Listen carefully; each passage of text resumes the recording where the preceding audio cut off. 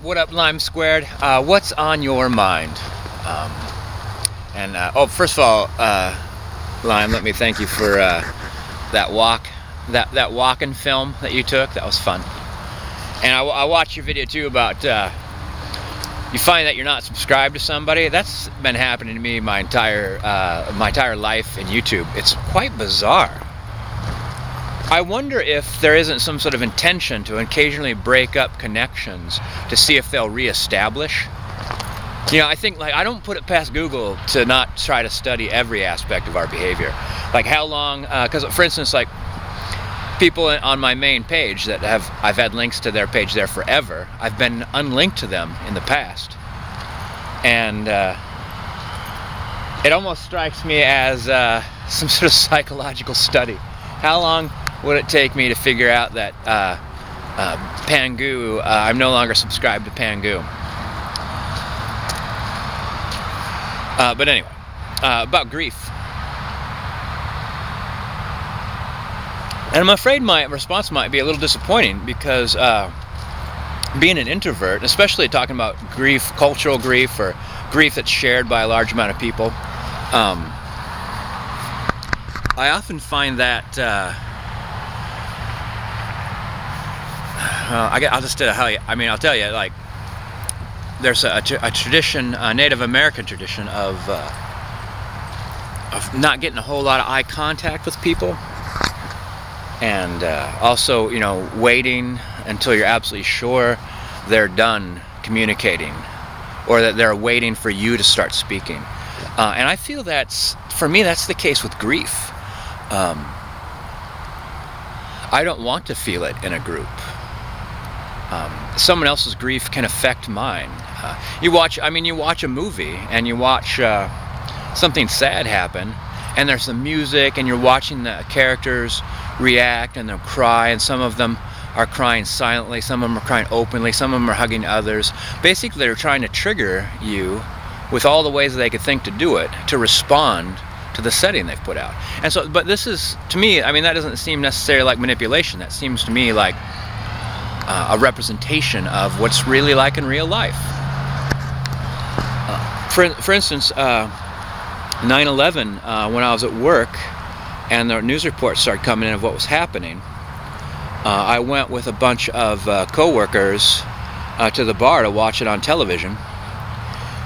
And I feel sure that I didn't look at a single one of my coworkers the entire time. I'm sure I did not get eye contact with anyone at the bar for the entire time.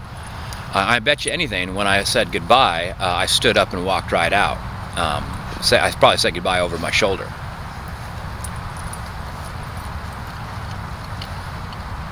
I mean, there's some things, I mean, I think that, for me, like, I think grief is very personal. I like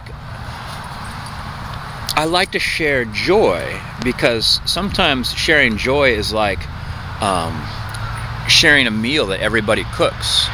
Someone else's joy, like people that have like infectious laughter, or people whose joy seems like it's like just natural to reach out and put your arm across their shoulder, or someone that has like a secret joy to, like, you know, like something like basic, like you know, I got my hands on a couple good balls, they might say, and they're talking about you know, they're talking about sports balls or something like that, but someone will glance over at you and, you know, and give you like that subtle look of, like, you know, the innuendo, got your hands on some balls, huh? And like, I like sharing that joy, because I just would have thought, yeah, you've picked up a couple of nice bocce balls, I see those. But sharing grief, for some reason, I don't want that diluted or affected or increased or influenced in any way.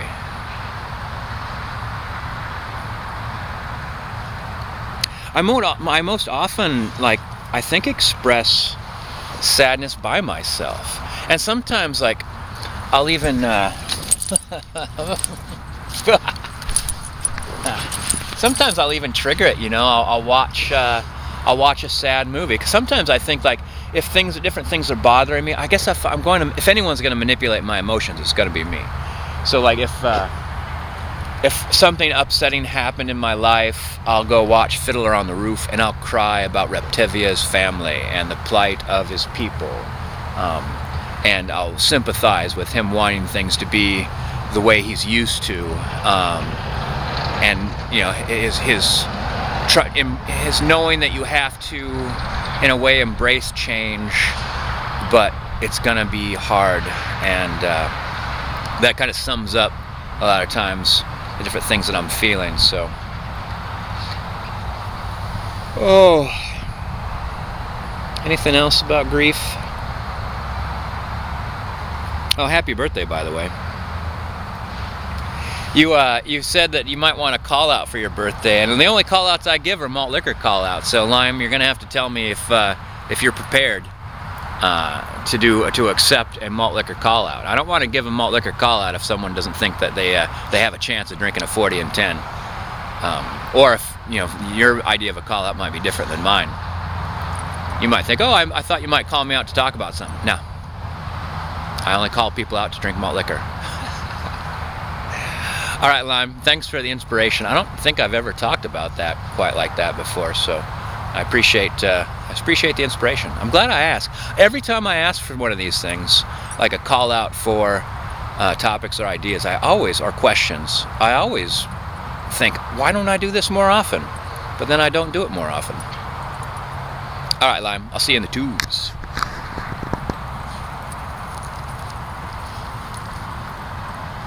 Checking the hose. Checking the hose. Keela's got something. Keela knows what he's doing. Ivan just wants to know.